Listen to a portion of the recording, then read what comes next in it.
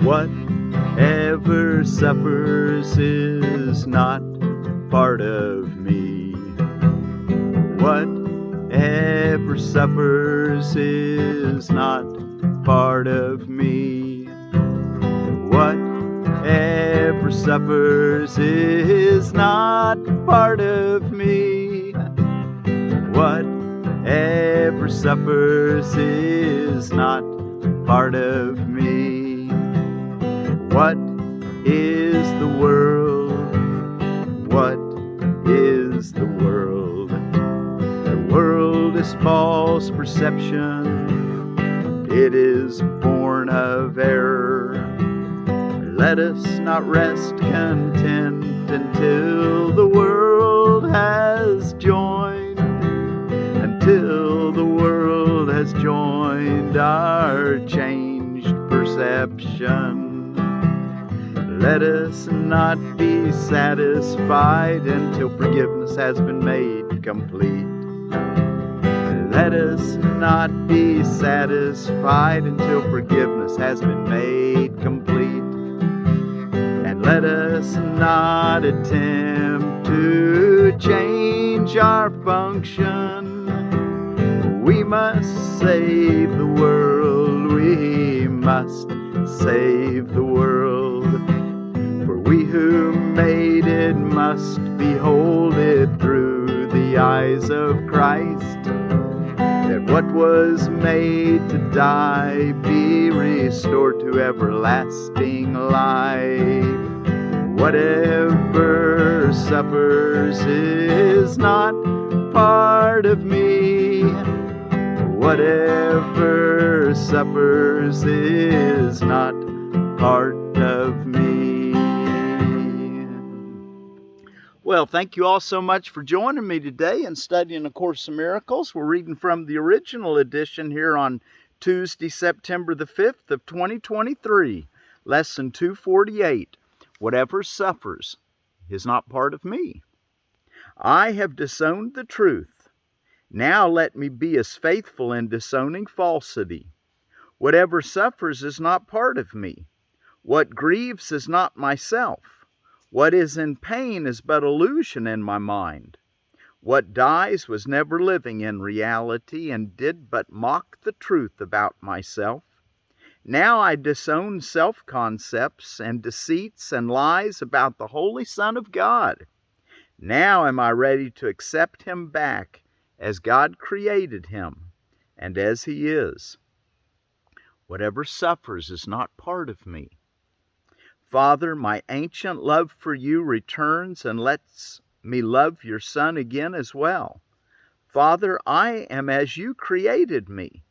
Now is your love remembered and my own. Now do I understand that they are one. So we're one in God's love. There is no love but God's. Well, now is your love remembered and my own. My love, Willie, your love, whoever you are, is the same as God's love. So as you love and as you receive love is your reality. Everything else is a nightmare that we're going to wake up from. Whatever suffers is not part of me. Okay, well, let's go look at our associated reading with today's lesson. What is the world? The world is false perception. It is born of error, and it has not left its source.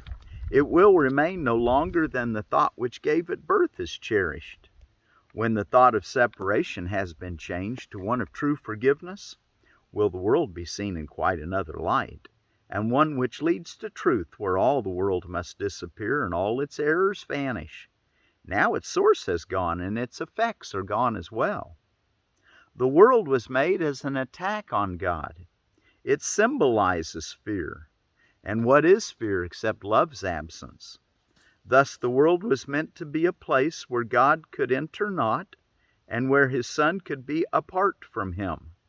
Here was perception born, for knowledge could not cause such insane thoughts. But eyes deceive and ears hear falsely, Now mistakes become quite possible, for certainty has gone. The mechanisms of illusion have been born instead, and now they go to find what has been given them to seek. Their aim is to fulfill the purpose which the world was made to witness and make real. They see in its illusions but a solid base, where truth exists upheld apart from lies. Yet everything that they report is but illusion, which is kept apart from truth. As sight was made to lead away from truth, it can be redirected. Sounds become the call of God, and all perception can be given a new purpose by the one whom God appointed Savior to the world. Follow his light and see the world as he beholds it. Hear his voice alone in all that speaks to you, and let him give you peace and certainty, which you have thrown away, but heaven has preserved for you in him. Let us not rest content until the world has joined our changed perception. Let us not be satisfied until forgiveness has been made complete. And let us not attempt to change our function. We must save the world, for we who made it must behold it through the eyes of Christ, that what was made to die be restored to everlasting life.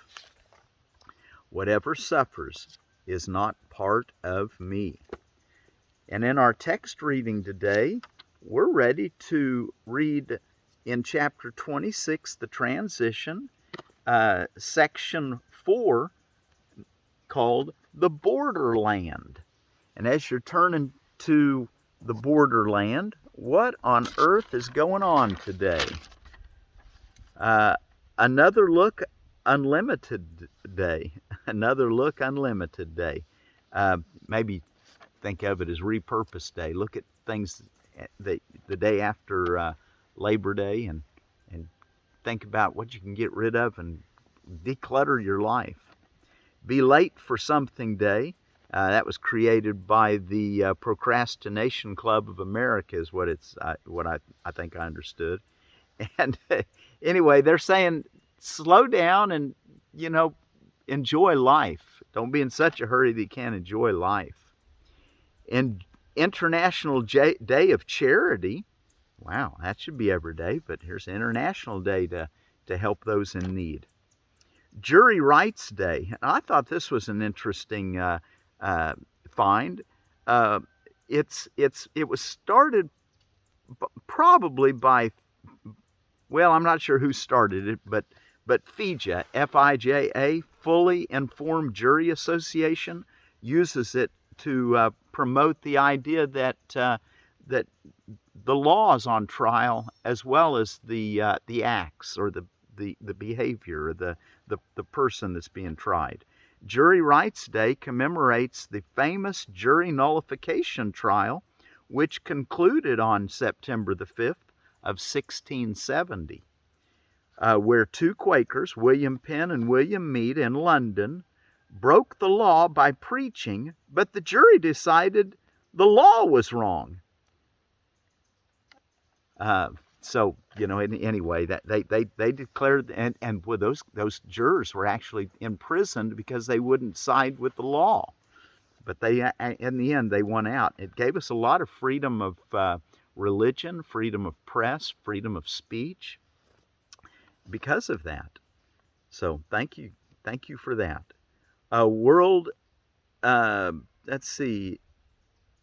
National Cheese Pizza Day.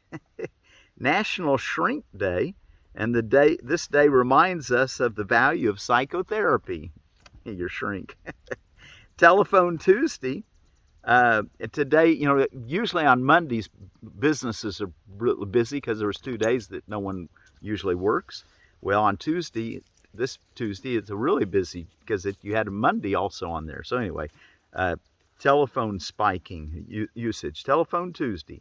World Samosa Day, and I had to look up what a samosa is. It's a fried South Asian pastry with a savory filling of things like potatoes, onions, peas, etc.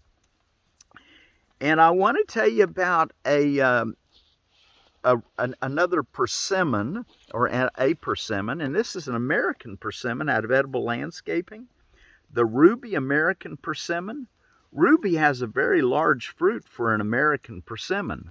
Ripening here from August to November, leaves resist spotting in the fall. The prettiest ornamental persimmon in our orchard. Self-fertile, space 14-foot circles, zones 5 through 8.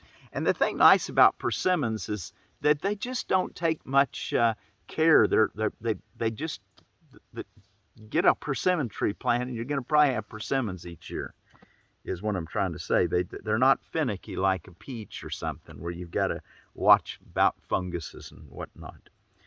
Okay, so consider persimmons instead of things like apples that get the cedar rust, or maybe you still may want to plant some apples, but what I'm saying is think about persimmons as being a really good crop for getting a good harvest of sweet fruit.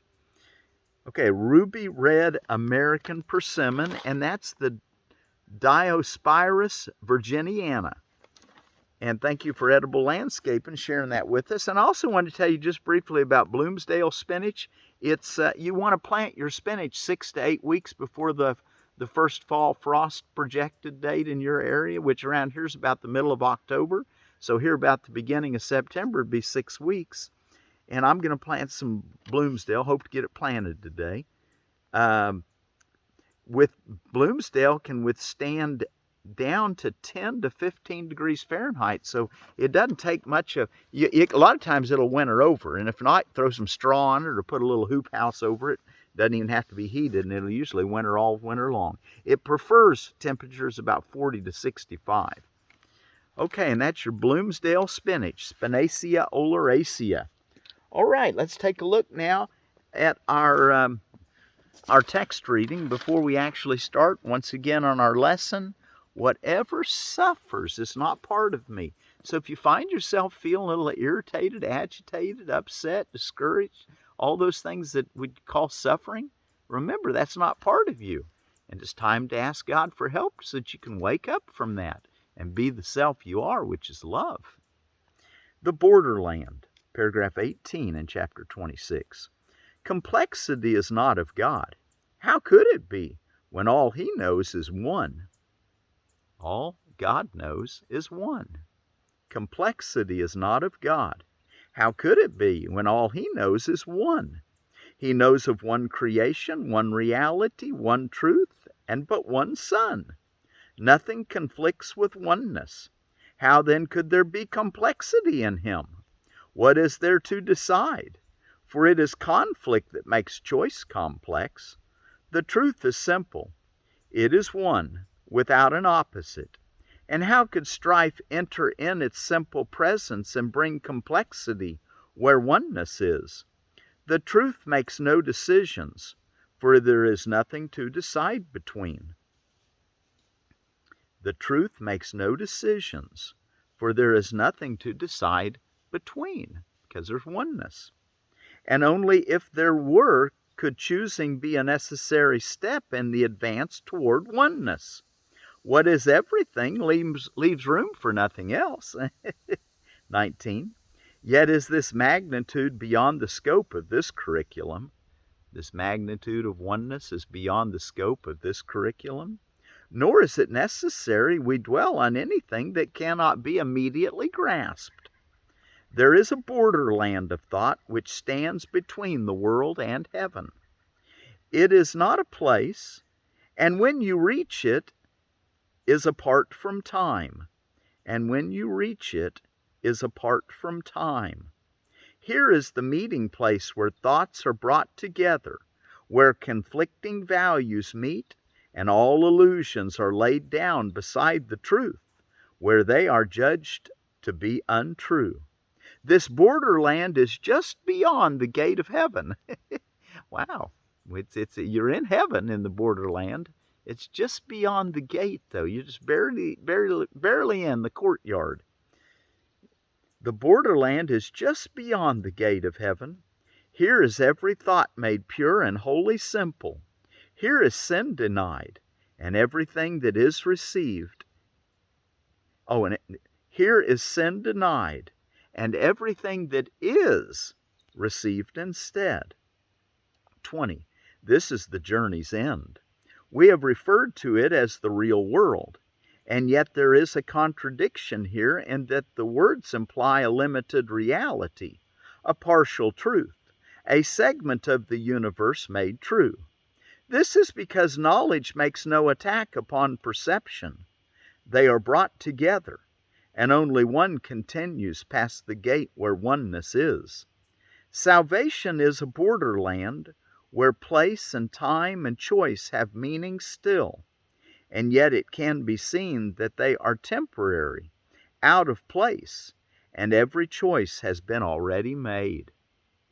21.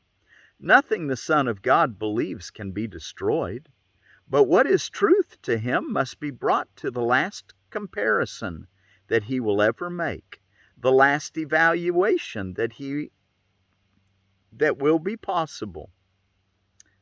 Nothing the Son of God believes can be destroyed, but what is truth to him must be brought to the last comparison that he will ever make, the last evaluation that will be possible, the final judgment upon this world.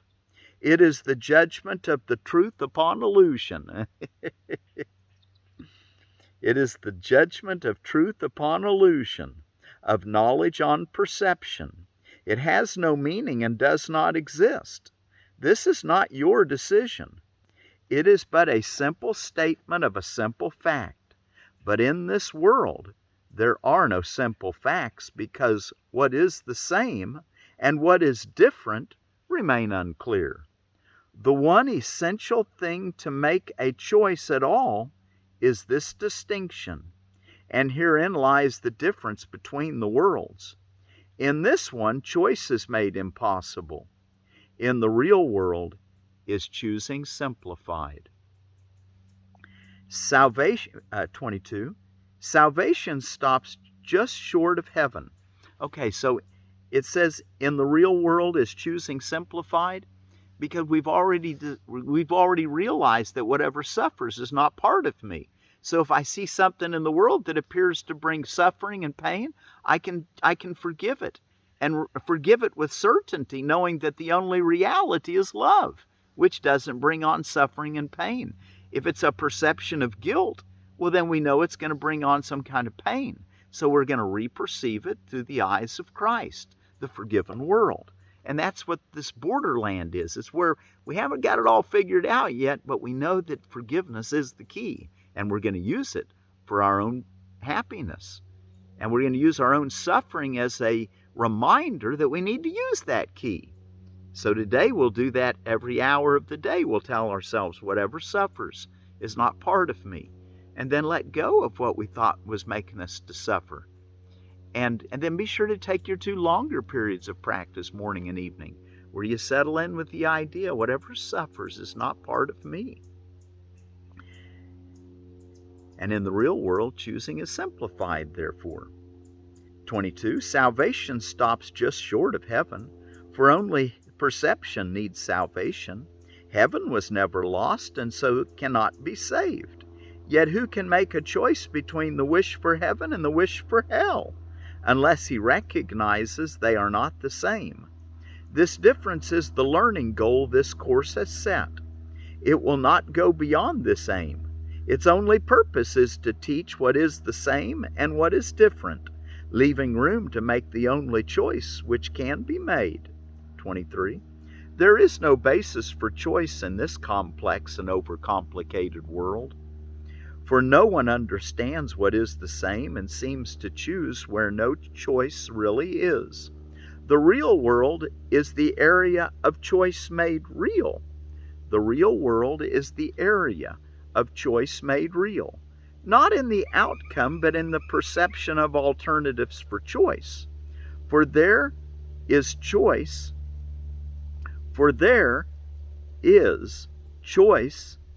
out. Okay, let's read that again. For there is choice is an illusion. For there is choice is an illusion. Yet within this one lies the undoing of every illusion, not accepting this, that there is choice is an illusion. Okay, do you get that little sentence there? Kind of threw me for a moment.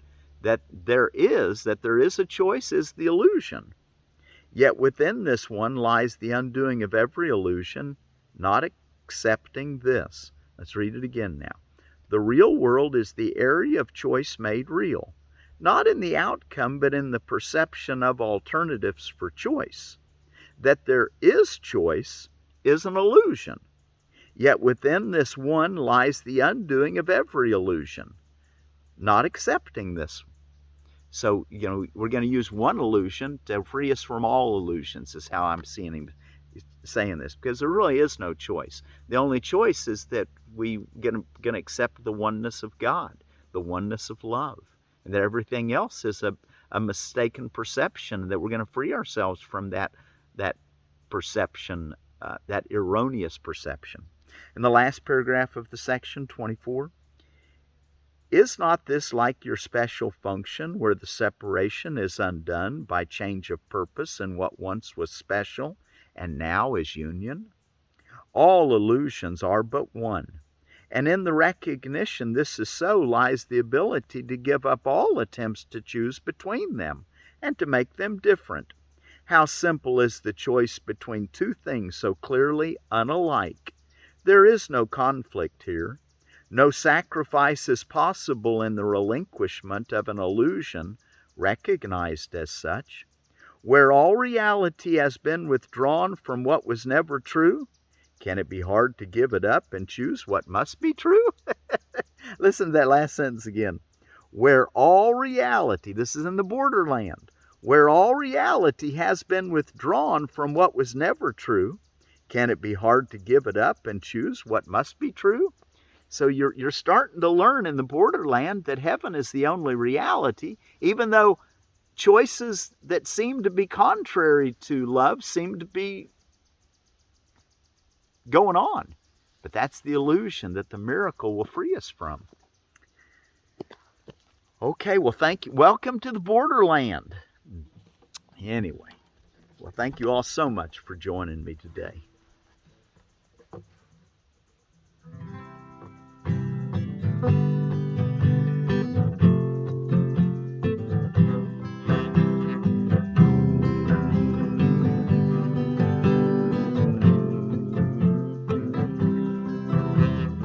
Whatever suffers is not part of me.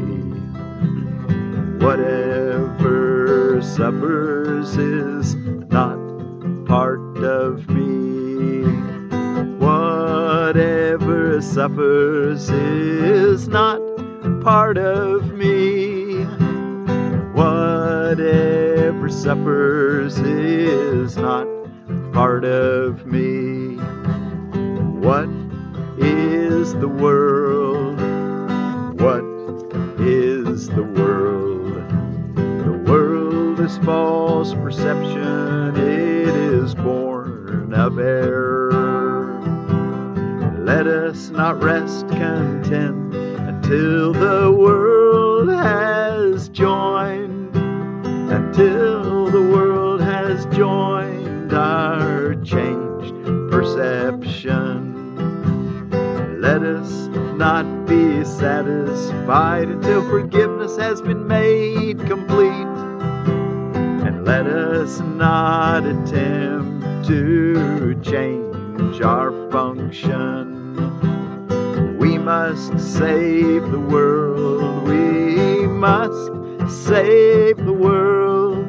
For we who made it must behold it through the eyes of Christ. That what was made to die be restored to everlasting life. For we who made it must behold it through the eyes of Christ. That what was made to die be restored to everlasting life. Whatever suffers is not part of me. Whatever suffers is not part of me. Whatever suffers is not part of me. Whatever suffers is not part of me. Let us not be satisfied until forgiveness has been made complete. Let us not be satisfied until forgiveness has been made complete. Whatever suffers is not a part of me. Whatever suffers is not part of me. Whatever suffers is not part of me. Whatever suffers is not part of me. Whatever suffers is not part of me.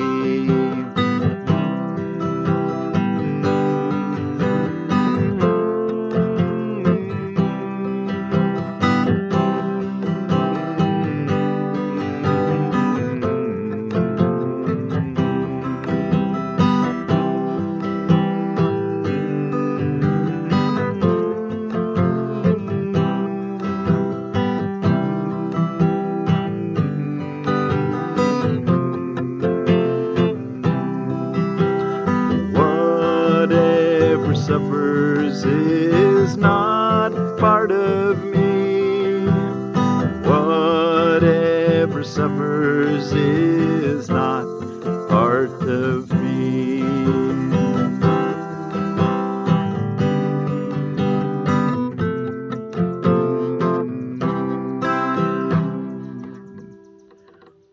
Whatever suffers is not part of me. Do the best you can at your longer meditations of uncovering and uprooting all the parts of you that are suffering, and let them go as an illusion. Ask the Holy Spirit for help. You'll get the miracle that you're entitled to through your practice of forgiveness. Whatever suffers is not part of me.